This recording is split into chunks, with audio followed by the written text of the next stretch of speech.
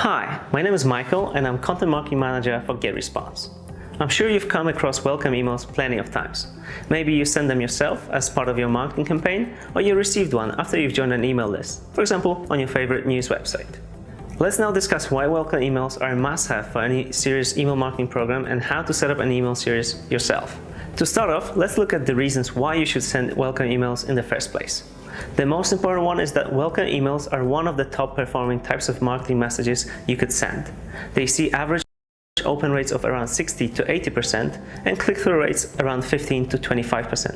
That's around 3 to 4 times as much as simple email newsletters. On top of that, welcome emails are great for onboarding new customers, showing them around your platform or an online store, showing them your products or most important pieces of content. Last but not least, because customers expect to receive them and are very keen to read them, they're very effective when it comes to preparing your audience for future communication and getting to know them better. You can use these messages to discuss what kind of topics you'll be covering in the future, how often you're planning to contact them, and even ask them a couple of questions, for example, through a quick survey. There are two main ways marketers run welcome email campaigns. The first one is just sending a single welcome message. It usually acts just as a confirmation of the subscription, telling the subscriber they can expect further communication soon. In addition, this type of welcome email is likely going to have a single call to action button driving you back to the sender's website. It may also have a discount code to be used on your first order, as that's the most popular lead magnet used by marketers who want to build an email list. Welcome emails also come in the form of a whole email series. So not just a single message, but a few emails sent one after another in short time intervals, each explaining a separate topic or making you slightly more familiar with the brand with each new interaction. Most of the time, online stores and e-commerce businesses send just one email as part of their welcome campaign. If your offer isn't complex, your service is intuitive, and you use other ways to learn your customers' preferences, that's fine. However, if you want to get the most out of your audience in their first days of interacting with your brand, then you'll want to use a whole email series. Through a sequence of messages, you can nurture your leads, engage them with interesting content, guide them through your platform with video tutorials, share testimonials or case studies, and maybe even offer a free personal consultation, or invite them to a webinar. What you include in the emails depends on the type of product you're selling and type of customers you're dealing with. For inspiration, let's take a look at a few examples of how brands use welcome emails to establish strong relationships with their audiences. Number one is a welcome email from Dropbox, a cloud file sharing and storage solution. What you can see in this example is a short and simple message. It has a clear headline explaining what the email is about, few bullets summing up the benefits of using the service, and a single call to action button driving you to their platform.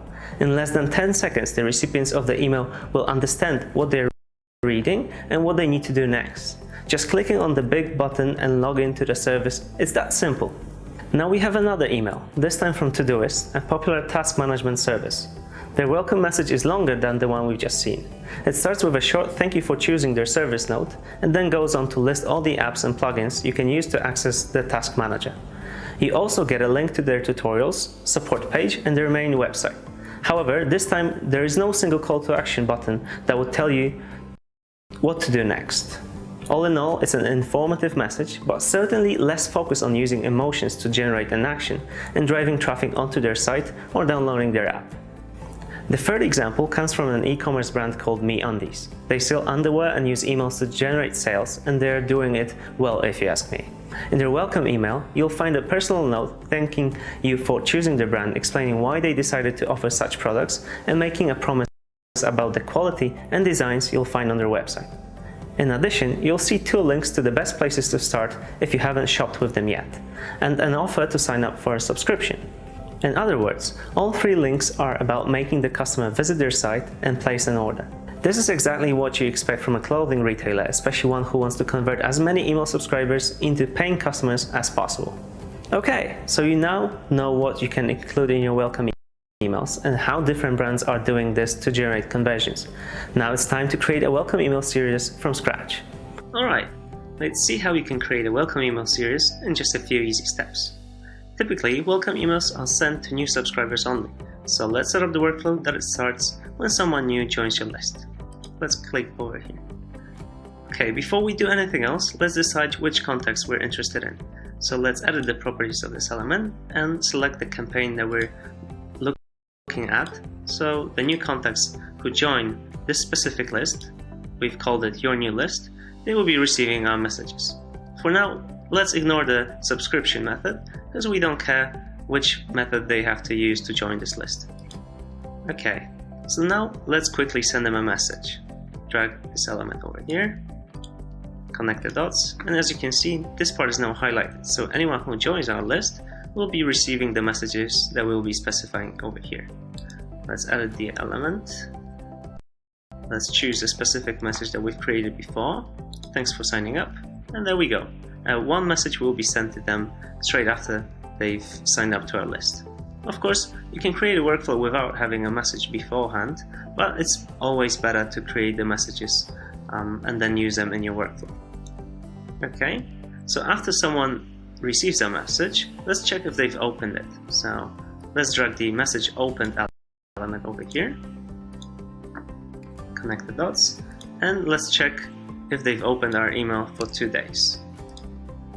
If they haven't opened our message for 2 days, let's send them a reminder saying that we've sent them a message beforehand and they might be interested in checking it out. Let's specify which message. Let's missed our previous email. There we go. So after someone doesn't open our message for 2 days, we'll send them a reminder. And if they don't open that message as well, so message opened. Let's zoom out a little bit. If they don't open that message either, let's just keep any of the attached messages. Let's keep the settings over here. If they don't open any of the messages here, let's tag them as unengaged. Assign them a tag unengaged. We've created this tag beforehand, but as you can see, you can create a tag over here as well.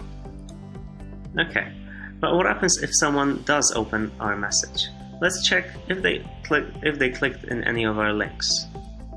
Clicked, connect dots, and let's specify which link. To be honest, there's only one message over here, so we don't really need to specify this, but it's always good to do it. So let's choose any link from a specific message. Thanks for signing up. So after someone opens the message and clicks into our link, let's check that for 1 day, because most clicks happen within 1 day. And then if they do click in our link, let's assign them a tag that's going to either say that they're engaged or specify which offer they're interested in. Engaged subscriber. There we go. Okay, so if they've opened our email and they've clicked the link and they receive the tag, let's wait for 1 day and then send them a message that's going to be the second message of this sequence. Let's choose the message over here. Let's get to know each other better. Of course, we want to send the same message to people that haven't clicked into the link within the first message, but we'll skip this part that gives them a tag. So we just add it to the wait for 1 day, and afterwards we'll send them a second message. Also, we'll do the same for the people that haven't opened the first message and we've sent them a reminder, but they have opened the message later on, so we'll add it over here. If they haven't opened any of the message beforehand, we'll just skip this part because they're clearly not interested in our offer. Of course, you could create a welcome email series that would just include elements such as subscribe, send message, delay. Of course, you could create a welcome email series that just consists of subscribe, then send message, wait for 1 day, and then send another message. But this is a slightly more advanced way to do welcome email series, and as you can see, it's an easy way to do it, that you can do it in just a few easy steps. Good luck! By now, you should know why welcome emails are a must-have for any marketing campaign you'll launch in the future. They are simple to set up and great for engagement.